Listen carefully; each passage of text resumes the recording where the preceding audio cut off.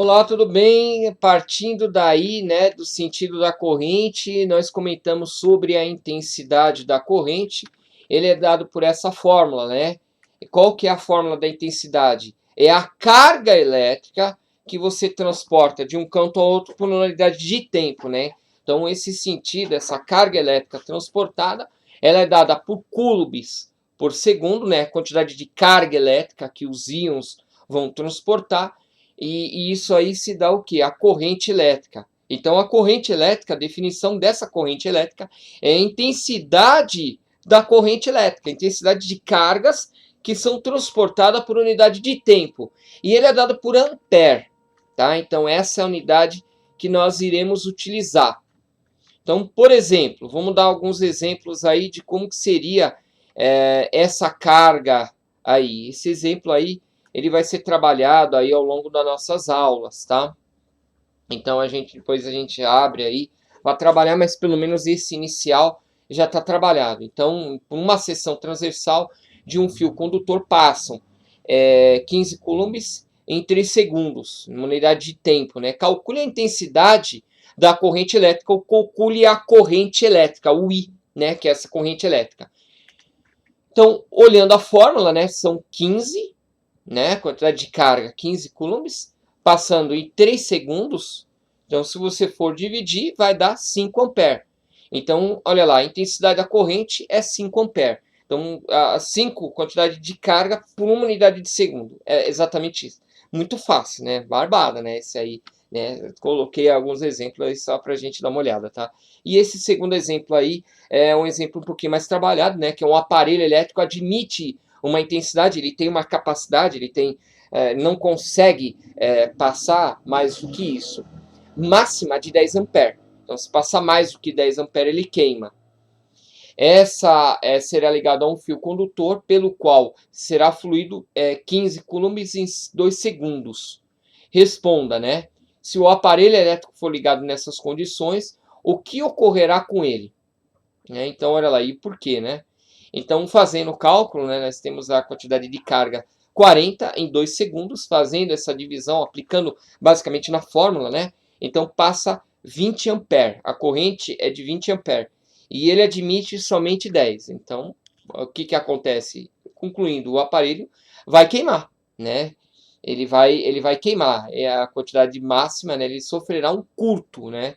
Ele vai queimar. Então, acontece aí alguns casos quando você liga numa tomada aí 220, um aparelho que ele é 110, ele queima e tudo mais. Então, por quê? Ele está passando uma quantidade superior aí de carga, né? Ele vai passar mais carga e aí vai queimar. Depois a gente vai discutir sobre isso. Aqui nós temos aqui algumas unidades e isso vai ser trabalhado mais na aula prática. Essa parte mais teórica, né? Então, o que, que acontece? Alguns valores eu vou deixar com vocês, né? Então, a gente tem ampere, a gente tem miliampere, que seria 1 dividido por 1000, né? Que é 1 sobre menos 3. Acredito que vocês tiveram isso aí quando na matemática, né? Na função exponencial. Não, função exponencial, que a gente viu essa parte aqui, acredito que sim, né? Microampere, que também existe, nanoampere, que é o N, é 10 a menos 9, mas a gente vai ver isso aí. E picoampere, que é 10 a menos 12. Isso aí algumas vezes aparece em alguns exercícios de vestibular, e se você ver, o conceito é simples, é somente uma divisão, mas pode aparecer algumas unidades dessa. Então a gente vai trabalhar mais na aula prática isso aí, fazendo alguns exercícios práticos, e depois a gente vai ver como que nós vamos fazer esse exercício prático, tá? Tudo está em planejamento, tá? Uma definição básica, somente só para a gente adotar. Então, a corrente, ela também tem essa propriedade de dividir. Então, vamos supor que eu tenho 3 condutores ligados e um condutor, tá? Então, a corrente que está passando no primeiro condutor é a soma das outras correntes, tá? Então, toda essa corrente ela vai se dividir. Se você não tiver resistência diferente entre esses 3 condutores, então, basicamente, é igual, tá? Ela vai se dividir em 3, basicamente isso, tá? Então ela não vai se dividir em três se você tiver uma resistência diferente. Nós vamos trabalhar esse conceito de resistência e depois nós vamos voltar nesse conceito de quantidade de corrente que vai em cada condutor. E isso é uma coisa bem interessante, né? Depende da resistência em que se você vai ter aí, você tiver, né?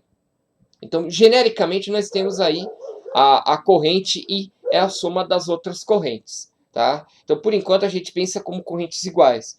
A partir do momento que você aplica o conceito de resistência, que nós vamos ver, a gente vai ter uma diferença de correntes, mas genericamente é o seguinte, a soma dessas correntes é a corrente originada aqui, ou se você ligar as correntes depois unir elas no final, aí você vai ter a soma das correntes, tá? Os tipos de correntes elétricas que nós temos, tá? Então, nós vamos trabalhar aqui inicialmente nos nossos materiais corrente contínua, tá? Então, um deslocamento constante, né? Então, nós não temos diferença de corrente. Nós temos essa corrente pulsante, né? Esse pulso de corrente, ou ripple, né? Assim conhecido aí no campo da elétrica e tudo mais. Existem alguns equipamentos, né? Esse ripple, tá? Existe isso aqui, tá? Essa presença. Depois, no final desse conjunto de aulas, eu pretendo mostrar a vocês, né? Porque alguns equipamentos a gente fala que é corrente contínua. Como assim corrente contínua? Ele funciona em corrente contínua e na nossa tomada nós temos uma corrente alternada. Como que os equipamentos transformam essa corrente contínua, essa corrente alternada em corrente contínua? Mas uma parte prática, assim, mostrando um pouquinho além da parte teórica, mas isso a gente vai deixar para o final, somente para você ver, né? Se você for abrir o equipamento, você vai ver algumas pecinhas que fazem essa transformação, tá? Só uma curiosidade.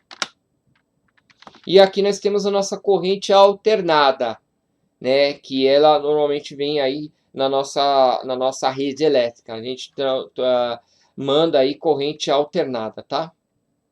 Então, os geradores hidrelétricos e tudo mais, né? Ou qualquer tipo de gerador, a gente tem aí na tomada corrente alternada, tá?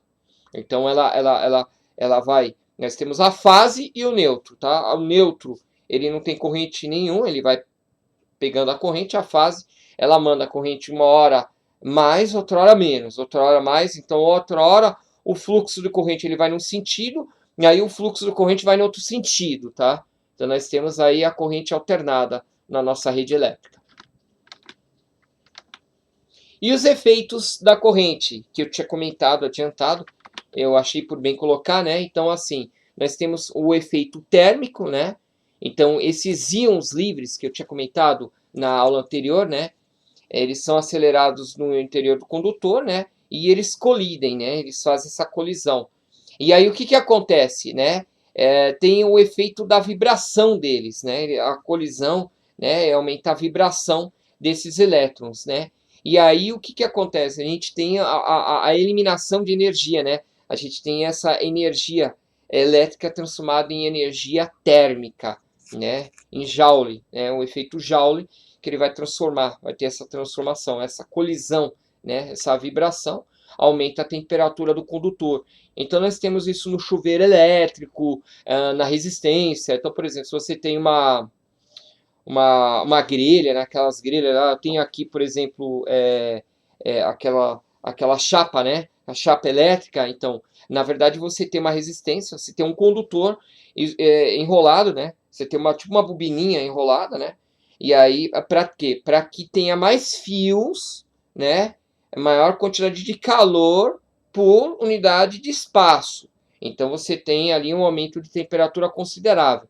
Você fazer aí um pãozinho na chapa, alguma coisa, que é, na verdade, o efeito Joule. Então, nós temos, ferros elétricos também funcionam, tá? Fusíveis, secador de cabelo. O secador de cabelo, na verdade, você tem uma bobina dentro e você tem um ventilador, né? Então, esse ventilador, né, uma ventoinha, ela sopra, né? O ar que vai aquecendo sopra para fora. Aí você tem aquele arzinho quente, né? Air fry, né? Eu tenho aqui uma air fry ótima, né? Então você tem jogando, né, a parte térmica para baixo, né, para fritar as coisas, né?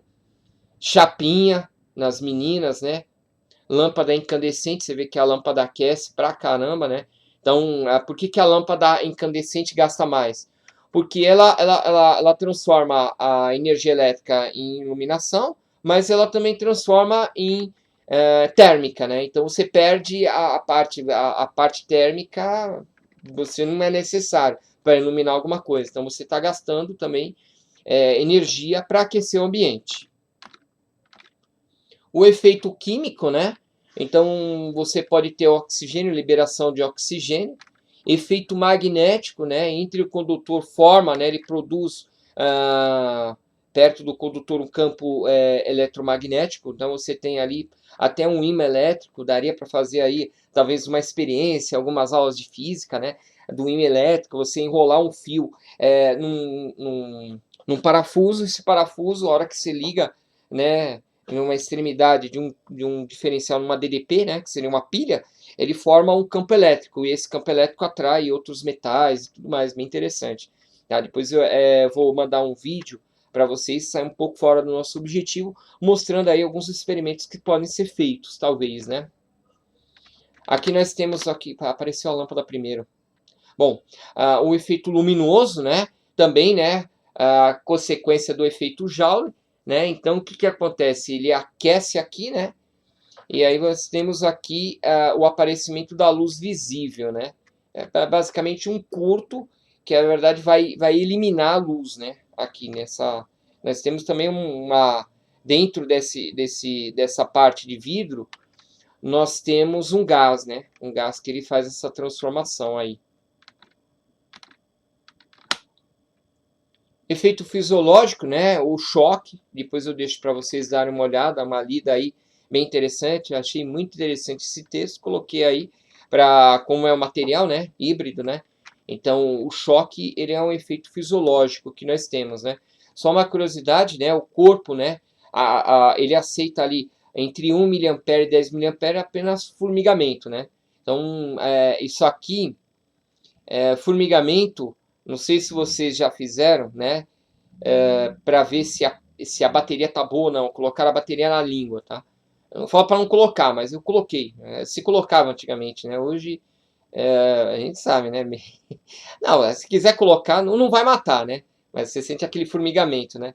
Ele seria mais uma dor de formigamento, né? Acho que seria aqui entre 10 mA e 20 mA. Você coloca na língua, dá aquele choquinho, né? Aquela relação. Então você só tem um formigamento, né? Aí a partir de 20 mA, você vê que miliampere, né? 10 elevado a menos 3, né? Miliampere. Uma dor, né? Entre 20 mA e 100 mA, né, a condução de paradas respiratórias, né? Então você percebe lá, um equipamento normalmente ele sobe muito além do que isso, né? Então o nosso corpo ele é muito sensível à passagem de corrente elétrica, então deve-se tomar muito cuidado, né? E aqui, ó, 10 mA a 20, não, 100 mA a 200, né? Fibrilação cardíaca, né? Então, bem perigoso, né? Acima de 20 mA, né? Queimaduras, né? Paradas cardíacas, pode te matar, tá? Então, você imagina, né? Isso aqui, você vai mexer, por exemplo, se você for trabalhar com eletricidade, você vai mexer com muito mais do que isso. Então, é extremamente perigoso. Você mexe com 1 ampere, uma fontezinha de carregar celular, talvez, uma fontezinha de brinquedinho que você vai colocar, já vai facilmente para 1 ampere aí. Quer dizer, extremamente perigoso, né? Dependendo da tensão que você estiver mexendo, pode ocasionar alguma coisa, tá? Então, aqui eu coloquei até a mais, né? Chance de salvamento, né? Então, olha aqui, ó, 1 minuto, né, de choque, né? Você tem uma chance boa. 8 minutos, que não é muita coisa, a chance diminui para 0,5% de chance de você salvar, de você reverter o quadro. Então, é extremamente perigoso a energia elétrica. E eu vou deixar para o próximo vídeo a gente trabalhar sobre o conceito de resistência elétrica, que nós já falamos, né, simplesmente, mas assim, existe o conceito, explicar direitinho o conceito do que é resistência elétrica. E eu acredito que a partir daí, que nós iremos começar a trabalhar bem a nossa parte prática. Então, não queria jogar a matéria assim, sem dar um conceito inicial. Tá ok? Então até o próximo vídeo. Até a terceira parte do vídeo.